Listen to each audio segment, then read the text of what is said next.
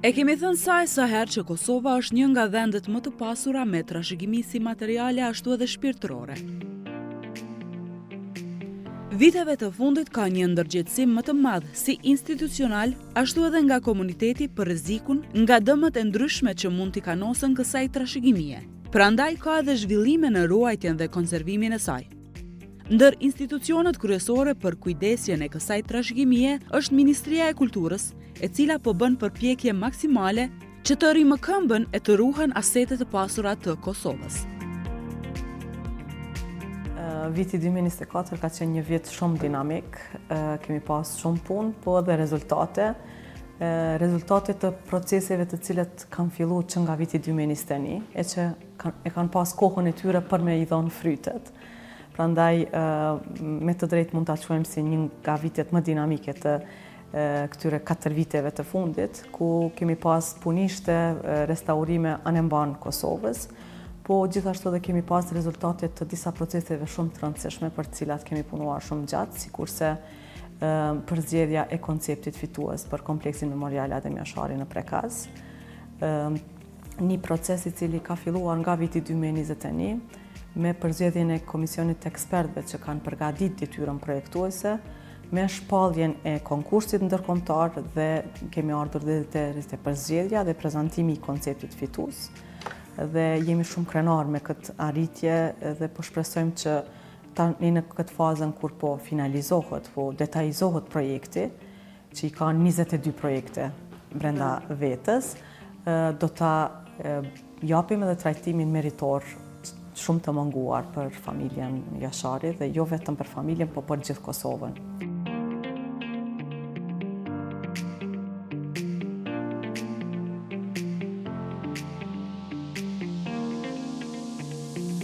Gjatë verës së vitit kaluar, kontrata pra projekti i madh i përfshin 22 projekte të vogla, mund t'i përmbledhë ku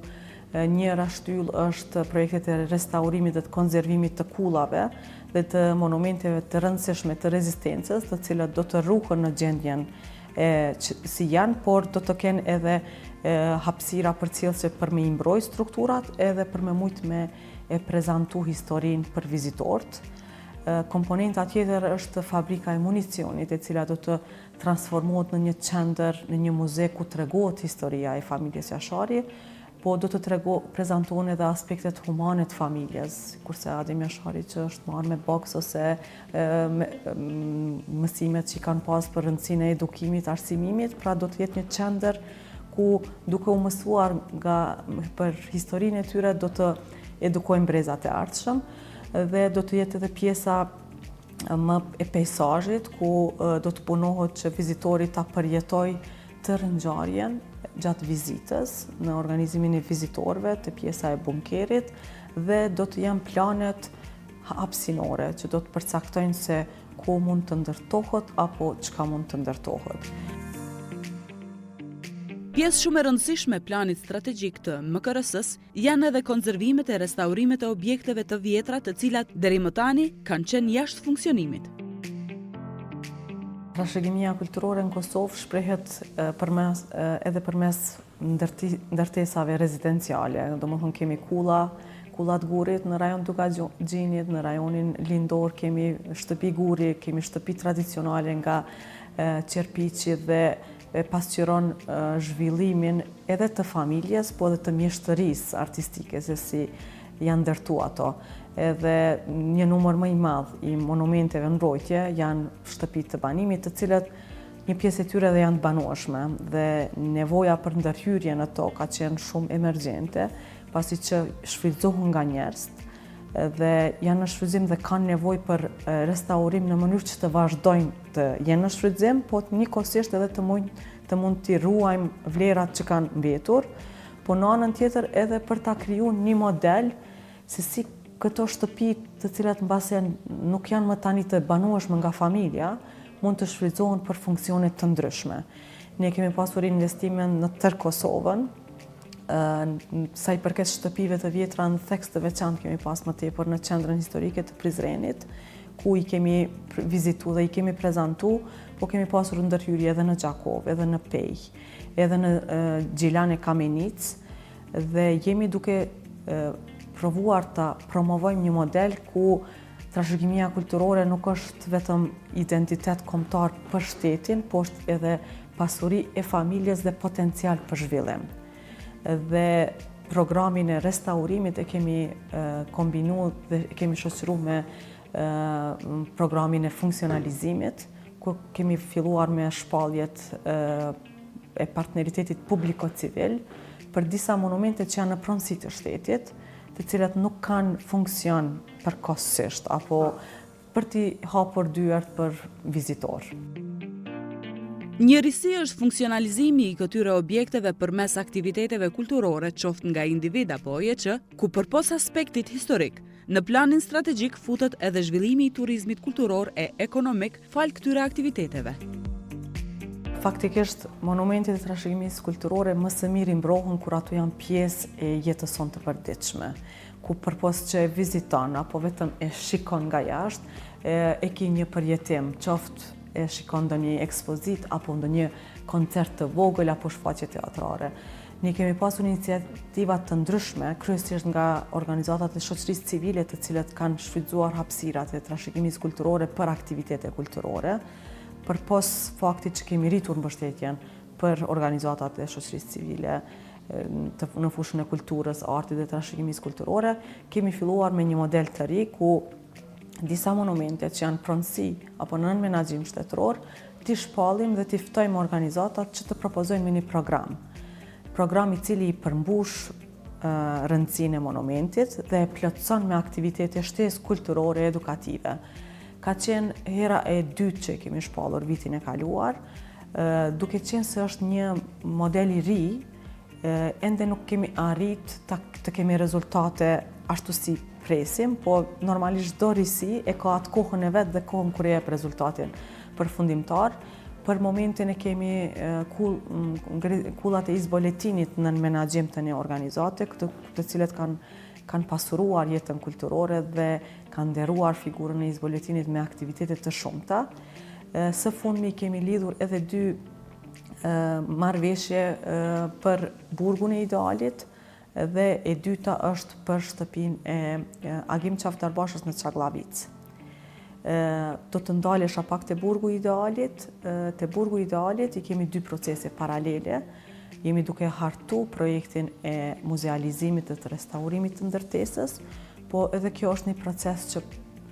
e ka kohën e saj se duhet të mbledhen informatat për të burgosurit politik dhe të përgatitet, është në fazën e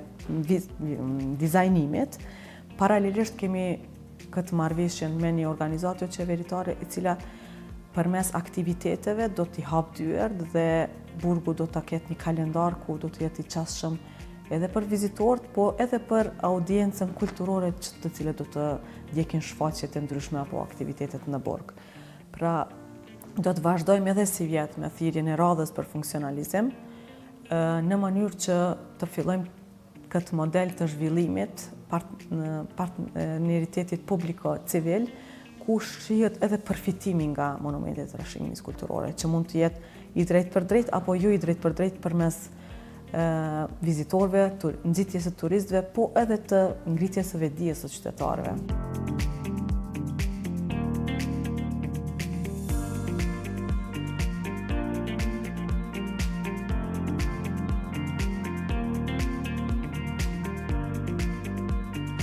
Një nga rezultatet për të cilat kemi punuar 2 vite për të arritur në këtë rezultat është gjithashtu funksionalizimi i monumenteve. Pra, ndërtesa e Muzeut të Nën Terezës është ndërtuar para shumë vitesh me investim të Ministrisë së Kulturës në tokë të komunës. Pra, ndërtesa është ndërtuar për komunën e Prizrenit, përkundër faktit që është kuruar një ekspozitë të cilën ne kemi hapur për vjetorin në shtator të vitit 2022, me prezencë edhe të presidentës dhe kryeministrit, neve na u ka dashur pak kohë derisa kemi arritur te modeli për funksionalizimin e ndërtesës. E kemi një memorandum bashkëpunimi me komunën e Prizrenit dhe organizatën suedeze Trashëgimia Kulturore pa kufi, është tash organizatë vendore, të cilët e kanë kuruar ekspozitën, dhe për 3 vite do të punojmë që Muzeu do më thonë nga data 17 shkurt është hap për vizitorët dhe i ftoj të gjithë vizitorët ta vizitojnë ekspozitën se do të shohin edhe aspekte shumë të panjohura për jetën e nënës Teresë dhe ndërlidhjen e saj me Kosovën dhe rrugëtimin e saj. Dhe gjatë këtyre 3 viteve do të përgatiten edhe aktivitete tjera përpos vizitës e ekspozitës që do të shndrojnë atë vend në një vend kulturor edhe edukativ për të rinjt, për fëmijët, po edhe për të rriturit. Ndoshta ndër pjesët më të zhvilluara në aspektin e gjetjeve në Kosovë është arkeologjia. Arkeologjia ka qenë në fokusin tonë, sidomos në vitin 2024. Vlen të përmendi që për herë të parë në historinë e shtetit tonë, shteti ka shpronësuar 2 lokalitete me rëndësi të jashtëzakonshme, jo vetëm nacionale, po universale, në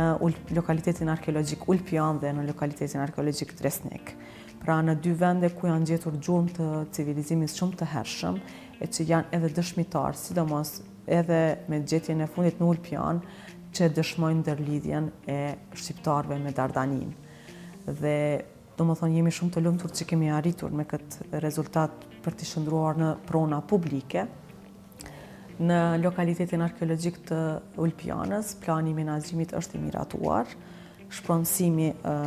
është do më thonë ka përfunduar dhe tani po punojmë krahas gjurmimeve arkeologjike që janë në vazhdimsi, po punohet në përgatitjen e projektit që do ta bëj një lloj rrjetësimi të lokalitetit të hulumtuar në mënyrë që të jetë i hapur për vizitorët dhe të ketë infrastrukturë përcjellëse që mundëson edhe zhvillimin e aktiviteteve të ndryshme. Ne për 2 vite radhazi kemi qenë dëshmitar të aktivitetit Ulpiana Fest në Ulpian, që e ka treguar edhe një dimension tjetër se si mund të zhvillohet lokaliteti dhe jemi duke përgatitur konkursin për projektin e rrjetësimit të Ulpianës,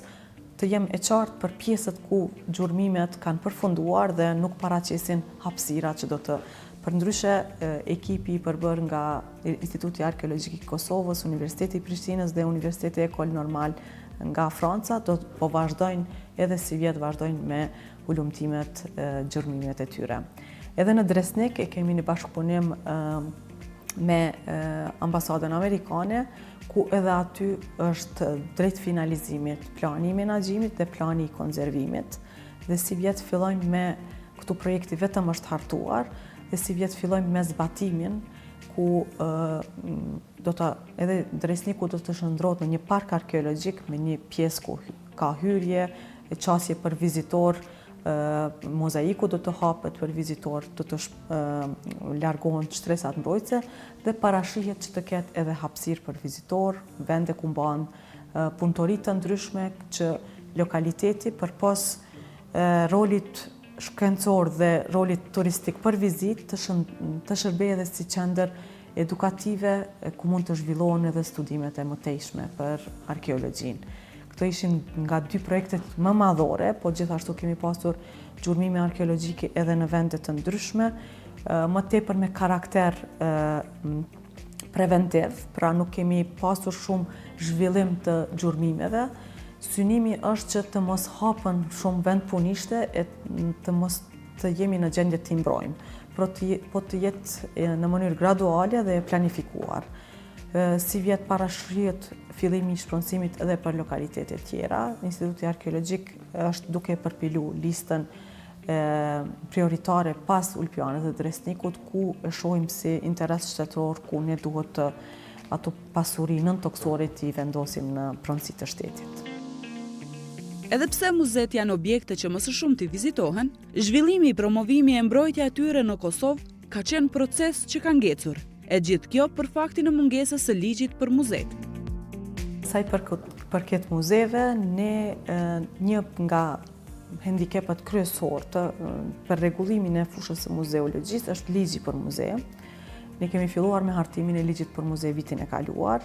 Ishte një proces ciklik ku e kemi pasur ligjin për kinematografi, ligjin për art dhe kulturë dhe në vazhdimsi kemi filluar të punojmë për ligjin e muzeve. Dhe në agjendën legislative të këtij viti është ligji i muzeve dhe synohet që deri në fund të këtij viti të miratohet ligji për muzeet. Paraprakisht kemi zhvilluar një hulumtim duke i vizituar dhe analizuar gjitha muzeet, duke i pa edhe mënyrën si janë themelu, çka prezantojnë, çfarë nevojash kanë dhe çfarë potenciali kanë. Dhe në bazë të kësaj analize, kjo do të adresohet edhe në ligjin për muzeet, që do të bëjnë një rregullim çka ose cili muze, në bazë të cilat kriterjeve kategorizohet si muzej i nivelit qendror, dhe cilat janë muzeet që kategorizohen muzeet të nivelit lokal dhe si bëhen rregullimet. Në mënyrë që të zhvillohet fusha e muzeologjisë e muzeve, ashtu si, si duhet ta kenë edhe aktin e themelimit, organogramin, kriteret, stafin profesional, stafin menaxhues në mënyrë që të kenë detyrat shumë të qarta dhe të funksionojnë. Por derisa të mbrim aty, ne paralelisht kemi pasur bashkëpunime me muze të ndryshme, e përmenda kullën e izboletinit, e cila gjithashtu është në kategorinë e muzeut, po menaxhohet nga Ministria, aty kemi funksionalizimin dhe gjithashtu kurimi i ekspozitës është në proces. Kemi pasur bashkëpunime me muze të ndryshme, sikurse me Muzeun e Gjakovës, të cilët kanë përgatitur katalogun në bashkëpunim me mbështetje nga Ministria, Muzeun e Pejës etnografik, Muzeun arkeologjik në Prizren, kemi pasur kurimin e ekspozitës në 5 gjuhë zyrtare sa janë në Prizren, dhe investimi më i madh apo projekti më madhor ka qenë restaurimi i Muzeut Kombëtar të Kosovës, ku fokusi kryesor është rregullimi i depove. Koleksioni është duke u trajtuar nga stafi ynë dhe besojmë që pas përfundimit të punimeve do ta kemi një ekspozitë shumë gjithëpërfshirëse dhe më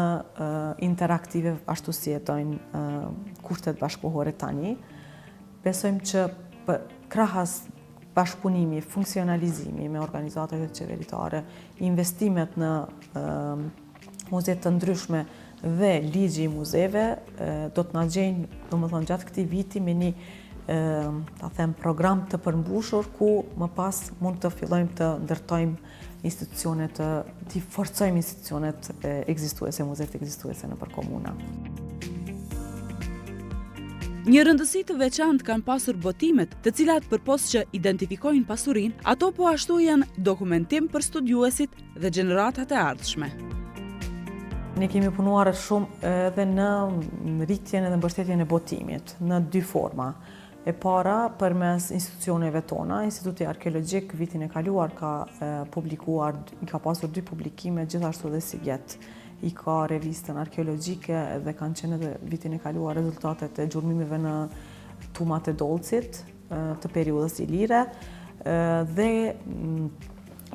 kjo veprimtari do të vazhdojë edhe si vjet. Kryesisht arkeologjia është më tepër që ka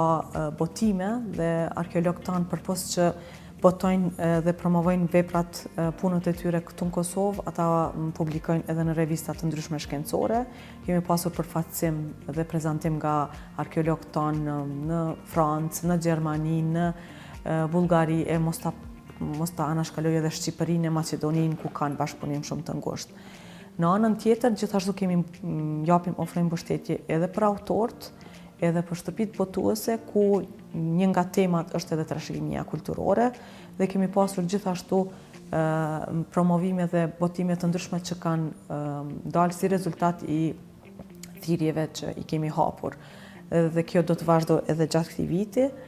Është me rëndësi gjithashtu të promovohet brenda vendit, të jenë njerëzit qytetarë tanë të vetëdijshëm se çfarë pasurie ka Kosova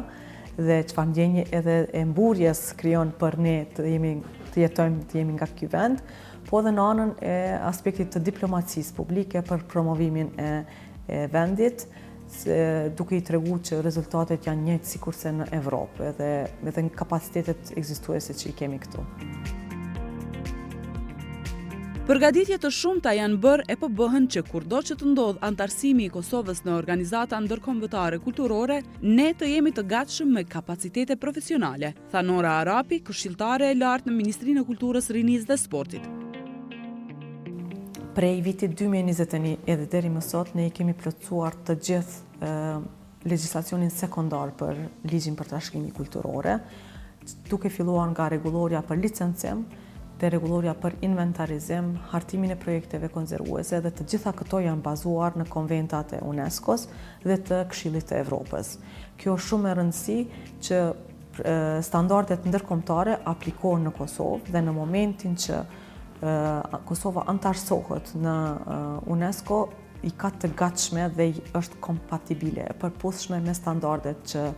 po zhvillohen. Një aspekt tjetër është edhe bursat apo mbështetja studimore që jepet studentëve master, të doktoraturës, të studimeve postdiplomatike në fushën e trashëgimisë kulturore, duke filluar nga arkeologjia, etnologjia, antropologjia, në arkitekturë e planifikim. Se kemi edhe këtë aspektin e planifikimit historik, që është përtej ndërtesave, po e ka aspektin hapësinor. Ne kemi ndarë me 10 bursa këto 4 vitet e fundit, ku kemi studentë të cilët po studiojnë në universitetet më prestigjioze të Evropës dhe të botës. Thirrja e radhës, po shfrytëzoj rastin me prezantu që së shpejti pritet të shpallet, pra duke investuar në kuadra të reja, duke i mbështetur kapacitetet ekzistuese, po i krijojmë strukturën, trupin profesional të Kosovës që të jetë denjë për UNESCO. Kosova me vlerat e veta, thesar të trashëgimisë kulturore, ka qenë dhe mbetet një vend shumë tërheqës e veçanërisht për turistët ndërkombëtar.